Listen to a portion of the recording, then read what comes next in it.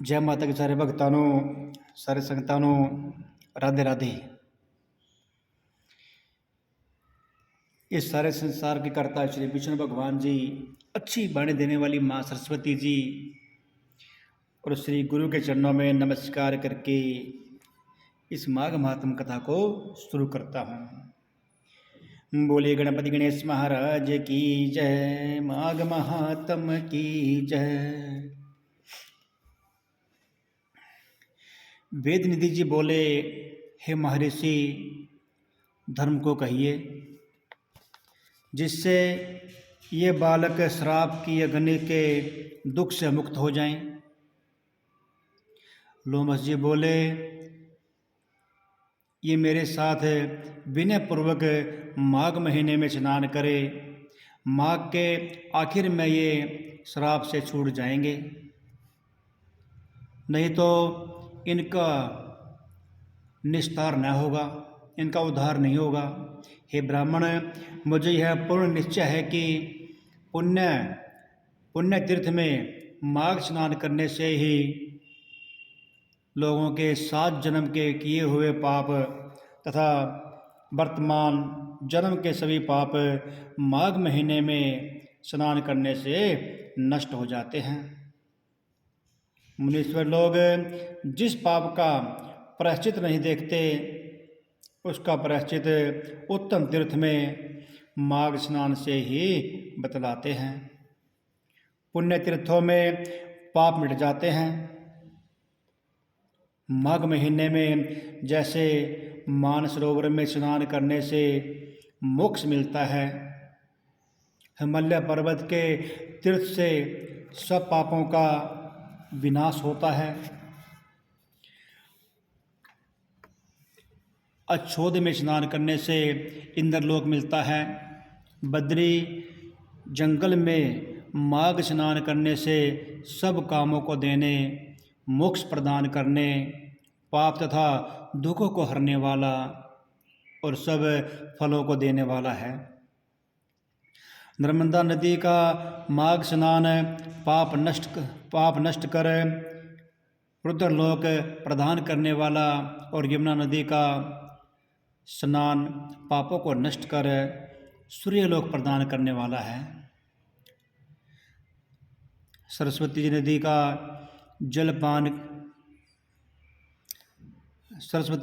जल पाप नष्ट कर ब्रह्मलोक के फल को प्रदान करने वाला है।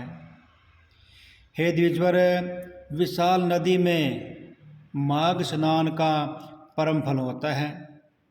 यह पाप रूपी ईंधन का दवानल है और गर्भ के कारण पुराने कर्मों को नष्ट करता है। गंगा जी में स्नान करने से विष्णु लोक और मोक्ष प्राप्त होता है। सरयू गंडकी, सिंधु, चंद्रभागा, कौशिकी, ताप्ती, गोदावरी, भीमा, पयोसनी, कृष्णा, बैणी, कावेरी, तुंगभद्रा और अन्य समुद्र में गिरने वाली नदियों में जो माघ महीने में स्नान करने से लोग निष्पाप होकर स्वर्ग में जाते हैं। नैमिषारण्य में स्नान करने से विष्णु भगवान की समान रूपता, पुष्कर में ब्रह्मा का साम्य तथा कुरुक्षेत्र में माघ महीने में स्नान करने से इंद्रलोक की प्राप्ति होती है। हे ब्राह्मण, वेद हृदय में माघ स्नान करने से योग सिद्धि का फल प्राप्त होता है। मकर के सूर्या में प्रभाव तीर्थ में स्नान करने से रुद्रगण होता है। हे ब्राह्मण, पृथ्वीतक में माघ स्नान करने से मनुष्य देवता का शरीर प्राप्त करता है। हे ब्राह्मण, गोमती में माघ स्नान करने से दोबारा जन्म नहीं लेता है। हेमकुंड, परमकाल, ओंकारेश्वर और अमरकंड में नीलकंठ तथा अर्बुद में माघ स्नान करने से रुद्रलोक प्राप्त होता है।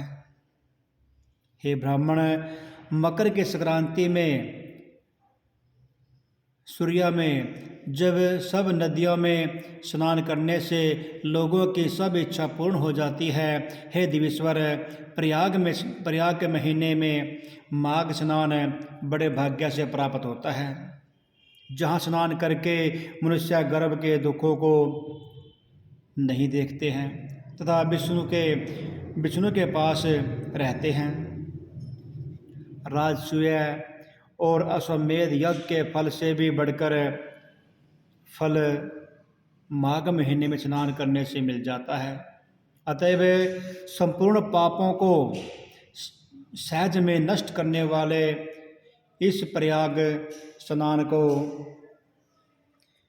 क्यों न काम में लिया जाए। इससे सब पाप दूर हो जाते हैं। लोमस जी बोले, चिरकाल में अवंती देश के वीरसेन महीपति ने नर्मदा के किनारे पर जाकर राजसूय यज्ञ किया।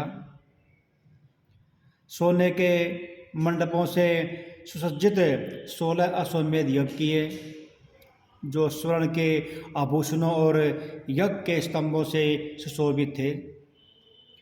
उस दानी और देव भगत महीपति ने ब्राह्मण को पर्वत के बराबर अन्न के ढेर दिए और वह सोना सहित गऊ का दान करने वाला था। एक भद्रक नामक मूर्ख ब्राह्मण, कुलहीन, कृषि कार्य करने वाला, दुराचारी तथा अधर्मी था। वह भाई बंधुओं से त्यागा हुआ इधर उधर घूमता फिरता हुआ देव यात्रियों के साथ प्रयाग में आ गया और माघ महीने में उनके साथ 3 दिन तक स्नान किया। वह विपर 3 दिन के स्नान मात्र से ही निष्पाप हो गया, सारे पापों से छूट गया और लौटकर घर आ गया। उसके बाद राजा और उस ब्राह्मण की एक ही दिन में इकट्ठी मृत्यु हुई। मैंने इन दोनों को बराबर इंद्रलोक में देखा। तेज रूप, बल, स्त्री, वस्त्र, अलंकार तथा पारिजात की माला से दोनों के समान ही सुशोभित थे। इन दोनों के आगे नाचना और गाना हो रहा था। ऐसा देखकर उस क्षेत्र का क्या महत्व कहा जाए कि माघ महीने में स्नान करने से बड़े बड़े दान का फल प्राप्त हो जाता है। बोलिए विष्णु भगवान की जय, लक्ष्मी नारायण भगवान की जय। श्रीमन्नारायण नारायण नारायण, श्रीमन्नारायण नारायण नारायण, भजमन नारायण नारायण नारायण, भजमन नारायण नारायण नारायण, श्रीमन्नारायण नारायण नारायण। वो लक्ष्मी नारायण भगवान की जय, गुरु महाराज की जय, माघ महात्म की जय।